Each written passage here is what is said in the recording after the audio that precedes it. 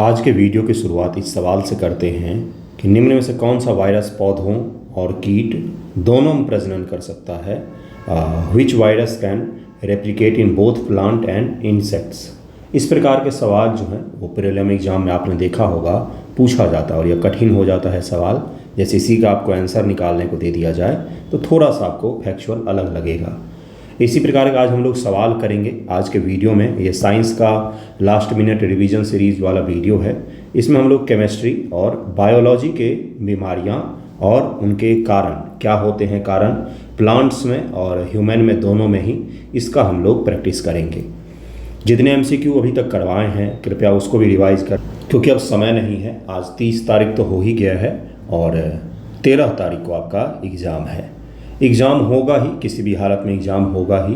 अपना channel content वाला है तो सनसनीखे और झूठे चीज़ें प्रोपेगेंडा पर आज तक 2000 में से एक भी वीडियो नहीं डला है। इसलिए मैं आपको बोलूँगा कि जहाँ तक अभी संभावना है 99.9% चांस है कि 13 तारीख को आपका पेपर होगा। तो कृपया अफवाहों में ना पड़ें और सीरियसली अपना तैयारी जारी रखें। शुरू करते हैं आज का पहला MCQ। देखते हैं कौन। पिछले वीडियो में हमने यही सवाल पर छोड़ा था कि निम्न में से कौन सा क्षार साबुन और डिटर्जेंट बनाने उपयोग होता है। सोडियम का हाइड्रोक्साइड, कैल्शियम का हाइड्रोक्साइड, अमोनिया और मैग्नीशियम का हाइड्रोक्साइड। इसका आंसर क्या हो जाएगा? कौन सा क्षार है? दरअसल में साबुन जो होता है या टूथपेस्ट जो आप यूज करते हैं डे बाई डे जीवन में, वो क्षार होता है, क्षार होता है ना। तो क्षार जो है ये किसका कौन सा बना होता है साबुन, ये पूछा जा रहा है। इसका आंसर हो जाएगा ए, सोडियम का हाइड्रोक्साइड होता है। इसमें NaOH होता है। NaOH को उपयोग किया जाता है साबुन के निर्माण में। इसीलिए जब कोई चींटी काटती है, मैंने पहले ही बताया है ये सब घरेलू उपाय होता है। जब कोई चींटी काटती है, चींटी काटने पर भी एसिड ही वो छिड़कती है वहाँ पर। मधुमक्खी काटने पर भी एसिड का ही जलन होता है। तो वहाँ पर आपको क्या लगाना चाहिए? वहाँ पर आपको साबुन या टूथपेस्ट अगर आप यूज करेंगे तो आपको थोड़ा सा राहत मिलता है। क्यों? क्योंकि वो एसिड है और बेस डालने से थोड़ा सा राहत मिलता है। इसका आंसर ए हो जाएगा। निम्न से कौन सा पॉलीमर बुलेट प्रूफ जैकेट में उपयोग होता है? Polythene, Kevlar, Teflon, polystyrene. तो ये तो पता होगा आपको, केवलार का उपयोग किया जाता है बुलेट प्रूफ जैकेट में, बुलेट प्रूफ में, क्योंकि ये हल्का होता है। पहला कारण हल्का होता है और स्ट्रेंथ इसकी बहुत ज़्यादा होती है। देखिए अगर मोटा सा लोहे का परत बिछा दिया जाए तो वो भी बुलेट जल्दी उसको भेद नहीं पाएगा, लेकिन उसको उठा पाना बहुत मुश्किल हो जाएगा। तो फिर ऐसा जैकेट पहन करके क्या करेंगे? जो पहन के चल ही ना पाए तो फिर कैसे युद्ध लड़ेंगे? इसीलिए बुलेट प्रूफ जैकेट जो होता है उसमें ऐसे वस्तुओं का उपयोग किया जाता है जो हल्का भी हो और उसका स्ट्रेंथ भी बहुत ज़्यादा हो। इसलिए केवलार का उपयोग किया जाता है। केवलार का उपयोग किया जाता है जो मजबूत पॉलीमर है, जो बुलेट प्रूफ जैकेट और अन्य सुरक्षात्मक उपकरणों में उपयोग होता है। इसका आंसर बी हो जाएगा। जैसे आपने एक और सुना होगा कि बुलेट प्रूफ शीशा लगा है। बुलेट प्रूफ गाड़ियाँ जो होती हैं जिसमें कांच इस प्रकार के लगाए जाते हैं जो बुलेट प्रूफ होता है। बुलेट प्रूफ का तात्पर्य क्या होता है कि भाई उसमें अगर गोली मारोगे तो वो चटकेगा लेकिन छेद नहीं हो पाएगा उसमें, है ना। लेकिन उसको हथौड़े से तोड़ा जा सकता है गुरु। देखिए उसमें यूज क्या किया जाता है, तो शीशे की परत के बीच में मोटा शीशा होता है। शीशे की परत के बीच में, दो शीशे की परत के बीच में या दो से अधिक शीशे के बीच परत के बीच में पॉलीकार्बोनेट का उपयोग किया जाता है, जो फैलता है, जो फ्लेक्सिबल होता है, जिसको खींचा जा सकता है। एक प्रकार का सामान्य भाषा में आप कहें तो रबर जैसा होता है। तो पॉलीकार्बोनेट जो होता है ये शीशे के बीच में लगाने से क्या होता है, जब इस पर गोली फायर होती है तो ये उस शॉक को एब्जॉर्ब कर लेता है, फैल जाता है, टूटता नहीं है, शीशा भंगुर नहीं हो जाता है। तो इसका आंसर केवलार होगा। बुलेट प्रूफ जैकेट का, बुलेट प्रूफ शीशे का भी याद रखिएगा, पॉलीकार्बोनेट का उपयोग किया जाता है जो क्या करता है, जो उसको बुलेट प्रूफ बनाता है। निम्न से कौन सा हाइड्रोकार्बन ग्रीन हाउस गैस है? मेथेन है, इथेन है, प्रोपेन है, ब्यूटेन है। ग्रीन हाउस गैस कौन सा है? तो इसका आंसर क्या हो जाएगा? इसका आंसर मेथेन हो जाएगा। एक चीज़ और, एक करेक्शन है पिछले वीडियो का, पिछले साइंस के वीडियो का, जिसमें मैंने बोला था कार्बन नैनो ट्यूब के बारे में एक सवाल आया था। तो कार्बन नैनो ट्यूब जो होता है ये कंडक्टर के तौर पर उपयोग किया जाता है। कार्बन नैनो ट्यूब कंडक्टर के तौर पर उपयोग किया जाता है। तो ये बस याद रखिएगा, एक करेक्शन कर दिया है मैंने। इसका आंसर ए हो जाएगा। निम्न से कौन सा अल्कोहल फिनॉल के साथ प्रतिक्रिया नहीं करता है? मेथेनॉल, इथेनॉल, प्रोपेनॉल, कोई नहीं। तो इसका आंसर हो जाएगा डी, कोई नहीं। फिनॉल स्वयं एक अल्कोहल जो अन्य अल्कोहल्स के साथ सामान्य परिस्थिति में प्रतिक्रिया नहीं करता है। तो इसका आंसर डी हो जाएगा। अगला सवाल है कार्बन का कौन सा अपरूप रासायनिक रूप से निष्क्रिय है, यानी कि ये केमिकल रूप से रिएक्ट नहीं करता है। तो यह डायमंड है जो केमिकली रिएक्ट नहीं करता है, ये बिल्कुल स्थिर है, बहुत ज़्यादा स्थिर होता है। इसके संरचना मजबूत सहसंयोजक बंध बने होते हैं, स्ट्रॉन्ग कोवलेंट बॉन्ड्स होते हैं, जिसके कारण से यह रिएक्ट नहीं करता है। इसका आंसर ए हो जाएगा। जैसे गोल्ड है, गोल्ड भी रिएक्ट नहीं करता है, प्लैटिनम भी लेस रिएक्टिव है। तो जो इस प्रकार के लेस रिएक्टिव चीज़ होते हैं वही सामान्य तौर पर उपयोग होता है, क्योंकि उनमें कोई खास फर्क नहीं आएगा कितने ही वर्षों तक आप उसको यूज कर लें। निम्न से कौन सा अम्ल चींटियों के डंक में पाया जाता है? अभी ये मैंने बताया था, फॉर्मिक अम्ल, फॉर्मिक एसिड पाया जाता है, चींटियों के डंक में पाया जाता है, जलन पैदा करता है, ये लाल चींटी खास तौर से। इसका आंसर डी हो जाएगा। निम्न से कौन सा क्षार सीमेंट निर्माण उद्योग में उपयोग होता है? तो यह है कैल्शियम हाइड्रोक्साइड का उपयोग किया जाता है। बी उत्तर हो जाएगा, इसका बी उत्तर हो जाएगा। अगला सवाल है CaOH ट्वाइस होता है। निम्न से कौन सा लवण औषधीय रूप से उपयोग होता है? NaCl, NaHCO3, KCl, CaSO4.2H2O। NaCl तो घरेलू है, औषधि के रूप में कौन सा उपयोग होता है? तो NaHCO3 का उपयोग किया जाता है। बेकिंग सोडा का उपयोग एंटीसिड के रूप में पेट की अम्लता को कम करने के लिए किया जाता है। अम्ल के प्रभाव को कम करने के लिए इसका उपयोग किया जाता है। इसका आंसर बी हो जाएगा।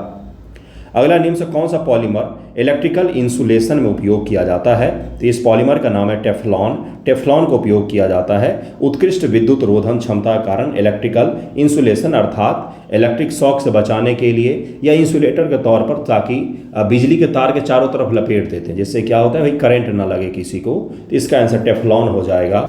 कुछ हद तक ये जो तार होता है ये हीट को भी एब्जॉर्ब कर लेता है, इसी कारण से इसको बिजली के तारों के चारों तरफ या टेप वगैरह मारने में इसका उपयोग किया जाता है। इसका आंसर सी हो जाएगा।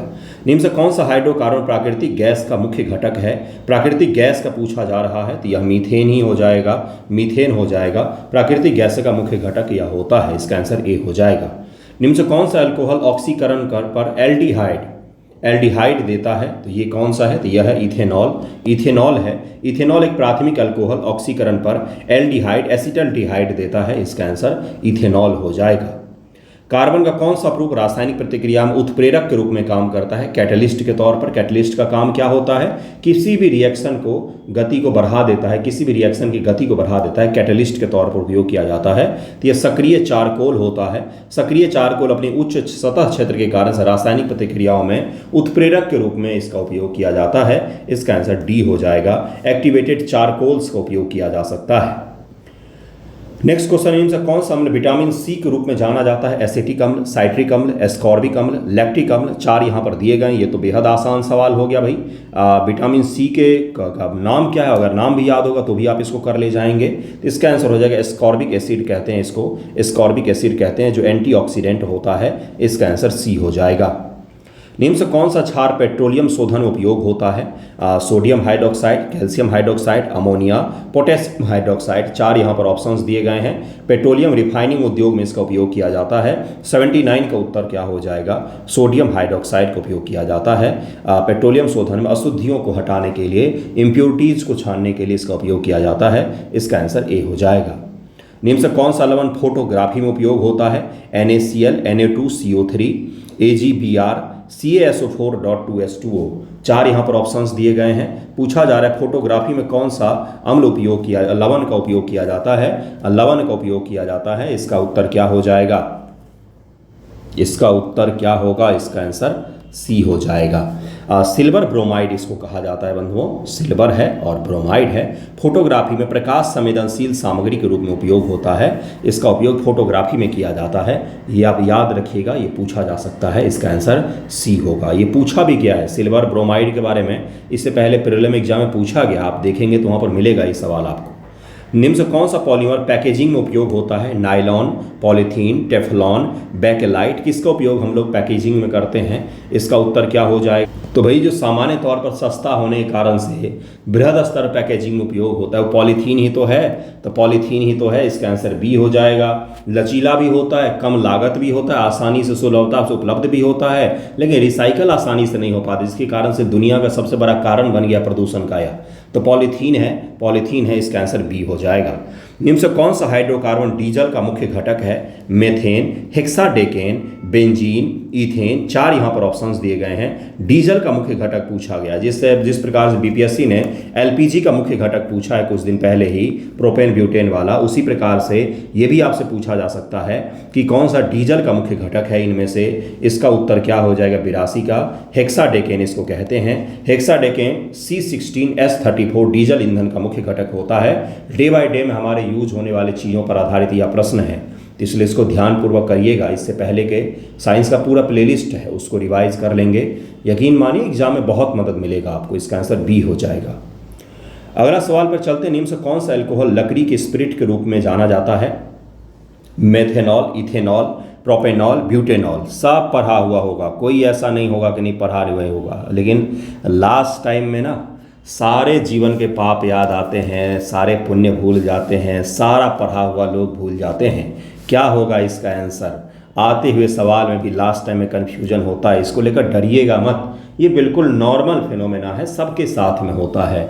कन्फ्यूजन होगा, भूलेंगे चीज़ों को, लगेगा कि कुछ पढ़ा ही नहीं है। हिस्ट्री पढ़ेंगे तो पॉलिटी गायब, पॉलिटी पढ़ेंगे तो इकोनॉमिक्स गायब। ये होता ही है, इतना बड़ा सिलेबस है, अव्यवस्थित हो जाता है ना माथा थोड़ा सा। बहुत सारा पढ़ते हैं, बहुत सारा प्रैक्टिस करते हैं। करना क्या होता है? कुछ नहीं, मन को शांत रखना होता है, कॉन्फिडेंस रखना होता है। अगर आपने कोई चीज़ पढ़ा है, कोई चीज़ आपने क्वेश्चन लगाए हैं, आपने उसका रिवीजन भी किया है, तो एग्ज़ाम में जैसे ही वो क्वेश्चन आपके आगे आएगा तो पहले इंस्टिंक्ट में जो आपका ऑप्शन दिख रहा है ना, पहली बार में जो आपने आंसर निकाला, उसको मार करके आगे बढ़ जाइएगा। ज़्यादा सोचने पर ही बहुत सारे बच्चे गलत करके आ जाते हैं, तो ये मत कीजिएगा। जो पहला इंस्टिंक्ट में ऑप्शन निकलता है ना, अक्सर 99% केस में वही आंसर होता है। फिर बाद में जब बच्चे कलर करने बैठते हैं तब उसको चेंज कर देते हैं, तो फिर निगेटिव लग जाता है उनका। तो ऐसी गलतियां मत कीजिएगा, इसीलिए ज़रूरी होता है रिवीजन, रिवीजन और रिवीजन। इसका आंसर क्या हो जाएगा? इसका आंसर हो जाएगा ए, मेथेनॉल का उपयोग होता है। मेथेनॉल को लकड़ी की स्पिरिट भी कहा जाता है, क्योंकि इससे पहले लकड़ी के आसवन से प्राप्त किया जाता था। CH3OH इसको कहा जाता है, मेथेनॉल। इसको जरूर याद रखिएगा, ये हमारे डे बाय डे वाले क्वेश्चन हैं। कार्बन का कौन सा प्रूफ बैटरी इलेक्ट्रोड में उपयोग होता है? तो ये ग्रेफाइट का उपयोग करते हैं हम लोग, ग्रेफाइट का उपयोग करते हैं। अपनी चालकता के कारण बैटरी इलेक्ट्रोड में उपयोग होता है। अब तो नहीं, लेकिन पहले का एवरेडी का कभी बैटरी खोला है क्या आपने? ये रेडियो वगैरह में लगा होता था, छोटा सा गोल गोल सिलेंडर नुमा, है ना, तो डब्बे जैसा होता था। तो उसको अगर आप खोलते तो उसमें बीच में ग्रेफाइट का छड़ होता था, जहरीला होता था, लेकिन अब तो खैर यूज ही नहीं होता है। इसका आंसर बी हो जाएगा। निम्न से कौन सा अम्ल हाइड्रोजन बम में उपयोग होता है? कौन सा अम्ल हाइड्रोजन बम में उपयोग होता है? सल्फ्यूरिक अम्ल, नाइट्रिक अम्ल, ट्रीटियम युक्त अम्ल, हाइड्रोक्लोरिक अम्ल। 4 यहाँ पर ऑप्शंस दिए गए हैं। इसका आंसर क्या हो जाएगा? हाइड्रोक्लोरिक एसिड है, सल्फ्यूरिक है, नाइट्रिक है। इसका आंसर हो जाएगा बी, नाइट्रिक एसिड का उपयोग किया जाता है। नाइट्रिक एसिड का उपयोग हाइड्रोजन बम के निर्माण में विस्फोटक को तैयार करने में होता है। निम्न से कौन सा क्षार कांच निर्माण में उपयोग होता है? ये सोडियम का हाइड्रोक्साइड है जिसका उपयोग किया जाता है। सबसे ज़्यादा उपयोग होने वाला यह क्या है? तो यह उपयोग किया जाने वाला है सोडियम हाइड्रोक्साइड का, बहुत ज़्यादा बृहद उपयोग है। निम्न से कौन सा लवण फायर वर्क्स में उपयोग होता है? तो ये BaNO3 ट्वाइस होता है। बेरियम नाइट्रेट इसको कहते हैं। इसका उपयोग फायर वर्क्स में हरे रंग की लपटें उत्पन्न करने के लिए, पटाखे वगैरह में इसका उपयोग किया जाता है। इसका आंसर BaNO3 ट्वाइस हो जाएगा, ये याद रखिएगा। इसका आंसर बी हो जाएगा। निम्न से कौन सा पॉलीमर चिकित्सा उपकरणों में उपयोग होता है? Polythene, polystyrene, Teflon, polylactic acid. 4 यहाँ पर ऑप्शंस दिए गए हैं। चिकित्सा उपकरण में उपयोग होता है, कौन सा पॉलीमर है ऐसा? 88 का उत्तर क्या हो जाएगा? पॉलीलैक्टिक एसिड, PLA इसको कहा जाता है। अपनी बायो कंपैटिबिलिटी के कारण चिकित्सा उपकरण में इसका बृहद स्तर पर उपयोग किया जाता है। पॉलीलैक्टिक एसिड इसको कहा जाता है, याद रखिएगा। जो आप कैप्सूल खाते हैं जिसके बाहर आपको लगता है प्लास्टिक की परत है क्या, वो पॉलीलैक्टिक एसिड का ही बना होता है। इसके अलावा सोखने योग्य जो टाँके होते हैं, दंत चिकित्सा इत्यादि उपकरणों में इसका बृहद स्तर पर उपयोग किया जाता है, क्योंकि यह बायो कंपैटिबिलिटी होता है, बायोडिग्रेडेबल होता है। हमारे शरीर में अपने आप यह घुल जाता है, जिसके कारण से इसका उपयोग किया जाता है। नॉन टॉक्सिक होता है और आसानी से बनाया भी जा सकता है। निम्न से कौन सा हाइड्रोकार्बन पेट्रोल का मुख्य घटक होता है? तो यह हेप्टेन है। हेप्टेन है डीजल का, पेट्रोल का, नेचुरल गैस का, सबका बताया है मैंने, याद रखिएगा। अब एग्जाम के बाद फिर आप कई सारे बच्चे पूछने आते आपके उससे कितने सवाल आए। अगर हमें पता होता तो हम 150 सवाल यहाँ पर डिस्कस कर देते। तो इसलिए आप पढ़ के जा सकते हैं, सिलेबस करके जा सकते हैं। ये कैसे संभव हो सकता है, इसको याद रखिएगा। हेप्टेन इसको कहा जाता है, C7H16 पेट्रोल का मुख्य घटक होता है। निम्न से कौन सा अल्कोहल डिहाइड्रेशन पर ईथर देता है? तो इसका आंसर क्या हो जाएगा? यह इथेनॉल है, इथेनॉल है। ये पहले भी मैंने करवाया हुआ है। कार्बन का कौन सा प्रूफ सौर सेल में उपयोग होता है? सोलर सेल में graphite, diamond, carbon nanotube, graphene. तो इसका आंसर हो जाएगा डी, ग्राफीन का उपयोग किया जाता है। ग्राफीन अपनी उत्कृष्ट विद्युत चालकता और पारदर्शिता के कारण सौर सेल में उपयोग किया जाता है। इसका आंसर ग्राफीन हो जाएगा। निम्न से कौन सा अम्ल विस्फोटक बनाने में उपयोग होता है? तो यह नाइट्रिक एसिड है। नाइट्रिक एसिड का उपयोग नाइट्रोग्लिसरीन और TNT जैसे विस्फोटक के निर्माण में किया जाता है। HNO3 का उपयोग, HNO3 नाइट्रिक एसिड का उपयोग किया जाता है, याद रखिएगा। निम्न से कौन सा क्षार जल उपचार में उपयोग होता है? तो कैल्शियम हाइड्रोक्साइड का उपयोग करते हैं जल उपचार में। अम्लता को कम करने के लिए और अशुद्धियों को हटाने के लिए इसका उपयोग किया जाता है। नेक्स्ट है, निम्न से कौन सा लवण उर्वरक के रूप में उपयोग होता है? लवण पूछा जा रहा है तो NH4 whole twice SO4। Ammonium sulphate इसको कहा जाता है। नाइट्रोजन और सल्फर का स्रोत होने के कारण से उर्वरक के रूप में उपयोग होता है। नाइट्रोजन और सल्फर का यह स्रोत होता है। निम्न से कौन सा पॉलीमर थर्मोसेटिंग है? तो यह बेकेलाइट है। बेकेलाइट है थर्मोसेटिंग पॉलीमर है जो गर्म करने पर नहीं पिघलता और अस्थायी रूप से धारण करता है। अर्थात इसको आप चाहेंगे कि पिघला करके दूसरा स्वरूप दे दें तो वो नहीं संभव है इसमें। इसके लिए इसको थर्मोसेटिंग पॉलीमर या थर्मोसेटिंग भी कहा जाता है, याद रखिएगा। बेकेलाइट इसका आंसर हो जाएगा। निम्न से कौन सा हाइड्रोकार्बन मीथेन हाइड्रेट में पाया जाता है? Methane, ethane, propane, butane. तो यह मेथेन है जो पाया जाता है। मीथेन हाइड्रेट में मेथेन मुख्य हाइड्रोकार्बन के रूप में पाया जाता है। निम्न से कौन सा अल्कोहल ल्यूकस अभिकर्मक के तुरंत प्रतिक्रिया करता है? उसके साथ में in which of the following alcohol reacts immediately with Lucas reagent इसको कहा जाता है। तो मेथेनॉल है, इथेनॉल, 2 मिथाइल 2 प्रोपेन है, प्रोपेनॉल है और 1 प्रोपेनॉल है। तो 2 मिथाइल 2 प्रोपेनॉल ल्यूकस एजेंट किसको कहा जाता है? तो देखिए यहाँ पर लिखा हुआ है ZnCl2 + HCl। इसको कंबाइंड रूप से ल्यूकस अभिकर्मक कह दिया जाता है। इसको ज़रूर याद रखिएगा, क्या पता यही पूछ ले आपसे एग्जाम में। केमिस्ट्री के कॉन्सेप्ट हैं, चूँकि पिछले कुछ दिनों में BPSC के जो पेपर देखे हैं मैंने, उसमें केमिस्ट्री में हाइड्रोकार्बन में अजीब व गरीब तरह के सवाल पूछ रहा है। रिएक्शन से सवाल पूछ रहा है, स्ट्रक्चर से पूछ रहा है, नोमेनक्लेचर से पूछ लेगा, क्या पता। तो इसलिए ये याद रखिएगा, क्या पता पूछ ले ये सब चीज़ें। कार्बन का कौन सा प्रूफ उच्च शक्ति वाले कंपोजिट में उपयोग होता है? तो कार्बन नैनोट्यूब का उपयोग किया जाता है। अपनी उच्च तन्य शक्ति के कारण उच्च शक्ति वाले कंपोजिट सामग्रियों में इसका उपयोग किया जाता है। निम्न से कौन सा अम्ल मूत्र में पाया जाता है? यूरिन में। तो इसका आंसर हो जाएगा यूरिक एसिड होता है, या यूरिक एसिड होता है जो यूरिन में पाया जाता है। इसका आंसर C हो जाएगा। C5H4N4O3 एक अपशिष्ट उत्पाद के रूप में पाया जाता है। इसका आंसर C हो जाएगा। निम्न से कौन सा क्षार कागज निर्माण में उपयोग होता है? तो इसका आंसर हो जाएगा A, सोडियम हाइड्रोक्साइड का उपयोग कागज निर्माण में किया जाता है। अब जो हम लोग सवाल करेंगे वो सारे के सारे सवाल जो होंगे वो बीमारियों पर आधारित होंगे और बायोलॉजी के सवाल होंगे। ह्यूमन डिजीज़ हैं, प्लांट्स डिजीज़ हैं, कारण उसके क्या होते हैं, किसके कारण फैलता है, उस प्रकार के सवाल होंगे।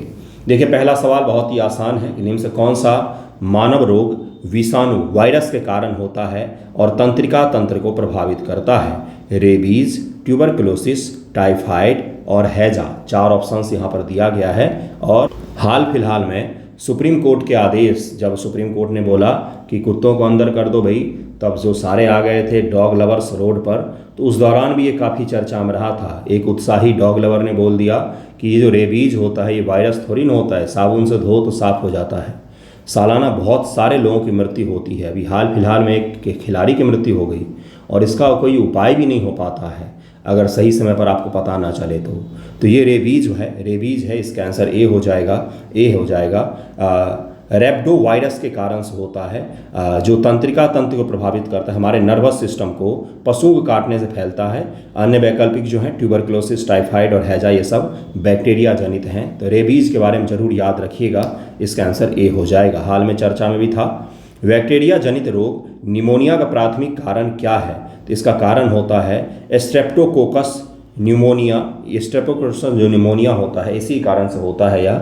इसका आंसर बी हो जाएगा। निमोनिया स्ट्रेप्टोकोकस निमोनिया बैक्टीरिया के कारण से होता है जो फेफड़े को प्रभावित करता है। कई बार ये भी पूछ लेता है कि रोग जो है किस अंग को प्रभावित करता है। रोग से किस प्रकार के सवाल पूछे जाते हैं? पहला तो पूछा जाता है कारण, वायरस, जीवाणु, कवक, फंगस किसके कारण से होता है ये पूछा जाता है।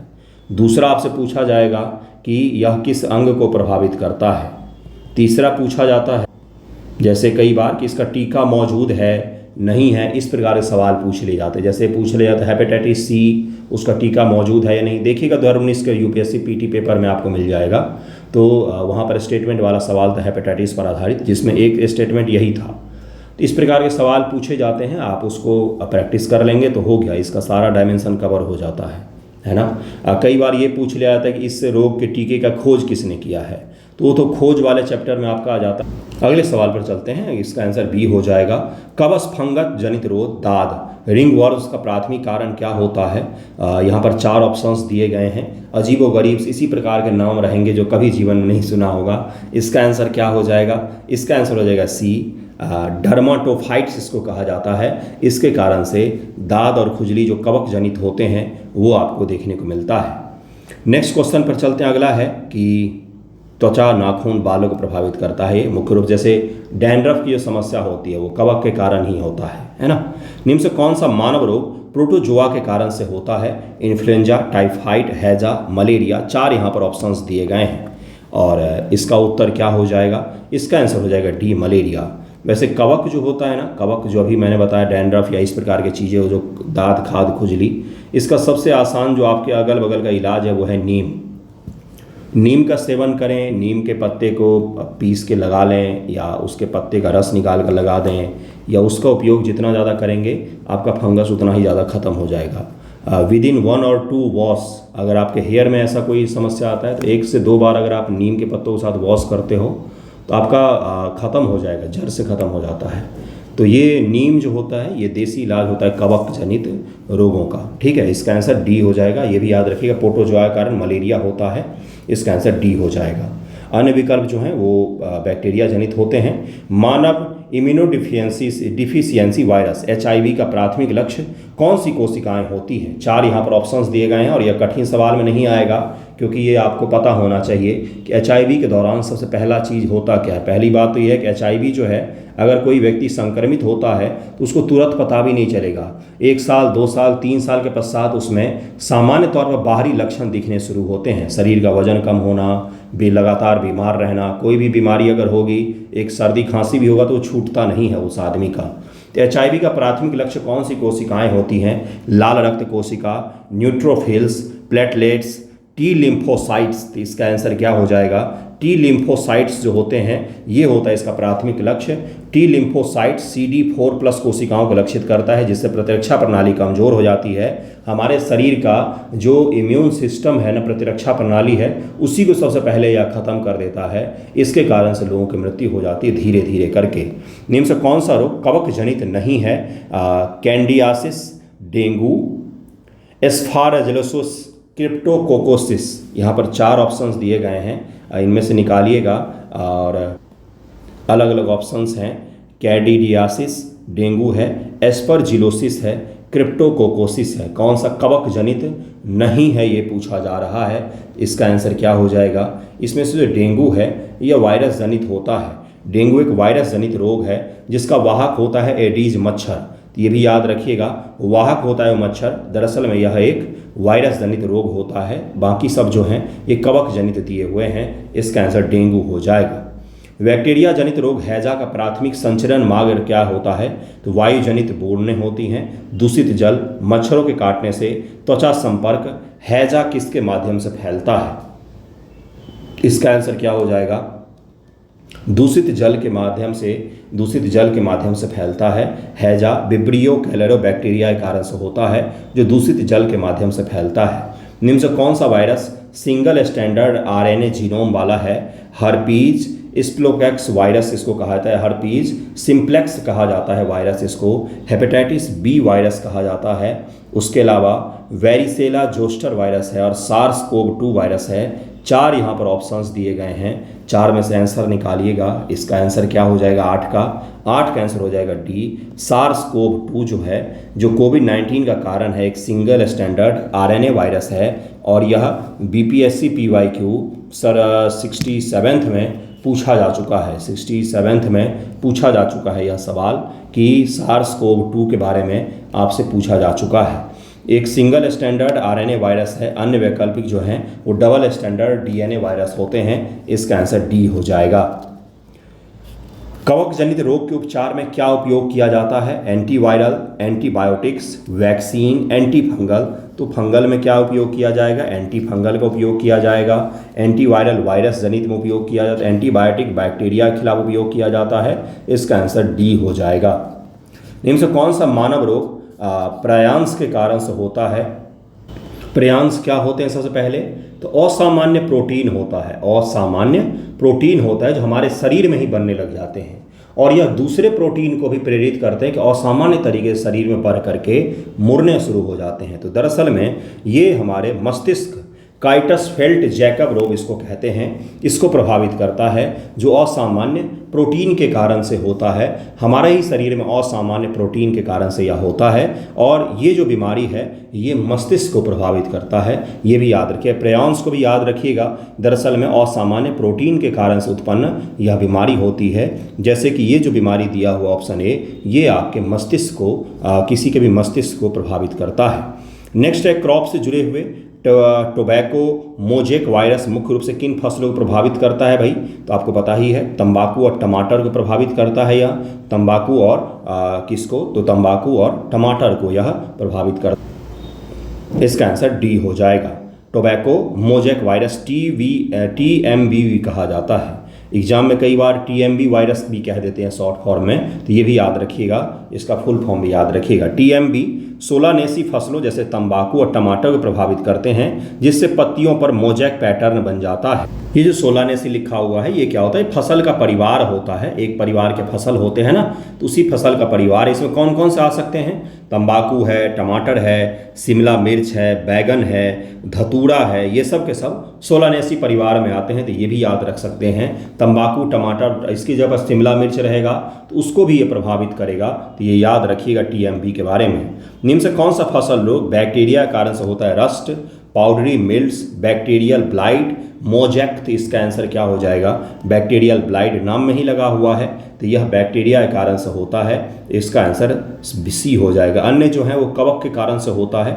कवक जनित रोग लेट ब्लाइट का प्राथमिक कारण क्या होता है? इसका कारण होता है फाइटोफ्लोथेरा इन्फेस्टाइन। ये क्या होता है? ये कवक के कारण से ये बीमारी होती है जिसका नाम क्या है? लेट ब्लाइट जो रोग है वो इसी कारण से होता है, कवक जनित होगा, ये भी याद रखिएगा। नाम अटपटा से हैं, देख रहे हैं आप, मुझे भी प्रोनाउंस करने में दिक्कत आ रही है, लेकिन क्या करें, पढ़ना तो पड़ेगा ही। मानव जनित रोग, जो रोग होते हैं और प्लांट्स में जो रोग होते हैं, ये अवश्य पढ़ के जाना चाहिए एग्जाम में, क्योंकि कई बार यहाँ से सवाल पूछे जाते हैं। हर साल ही लगभग में 1-2 सवाल तो आते ही हैं, इसलिए थोड़ी देर की बात है, 1-2 बार रिवाइज करेंगे तो याद हो जाएगा आपको। निम्न से कौन सा फसल रोग वायरस जनित नहीं है? ये पूछा जा रहा है। यहाँ पर 4 रोगों के ऑप्शंस दिए गए हैं। इसका आंसर क्या हो जाएगा? इसका आंसर हो जाएगा डी। साइट्रस कैंकर जो है यह बैक्टीरिया के कारण से होता है, जबकि अन्य जो हैं ये वायरस जनित रोग हैं। तो पूछा जा रहा है कौन सा नहीं है, तो साइट्रस कैंकर इसका आंसर हो जाएगा। फसल रोगों वायरस के प्रसार के लिए प्राथमिक वेक्टर कौन सा होता है? तो ये होता है एफिड्स। इसका आंसर डी हो जाएगा। एफिड्स पौधों के रसों को चूस करके वायरस फैलाते हैं जो फसल रोगों के लिए प्राथमिक वेक्टर होते हैं। इसका आंसर डी हो जाएगा। नेक्स्ट सवाल है और आज का अंतिम सवाल यही है कि कसावा मोजिक रोग का प्राथमिक कारण क्या होता है? तो इसका प्राथमिक कारण जो होता है वो है जेमिनी वायरस, इसको कहा जाता है। इसका आंसर सी हो जाएगा। दरअसल में कसावा मोजेक रोग जेमिनी वायरस के कारण से होता है जो कसावा की फसलों को प्रभावित करता है। इसका आंसर सी हो जाएगा। 29 मिनट में मैंने आपको बहुत सारे सवाल, करीब में 50 से ज़्यादा सवाल सॉल्व करवाए हैं और सारे महत्वपूर्ण ही हैं। इसका PDF आपको टेलीग्राम पर मिल जाता है, वहाँ से आप प्राप्त कर सकते हैं इसको। थैंक यू सो मच आप सभी का वीडियो देखने के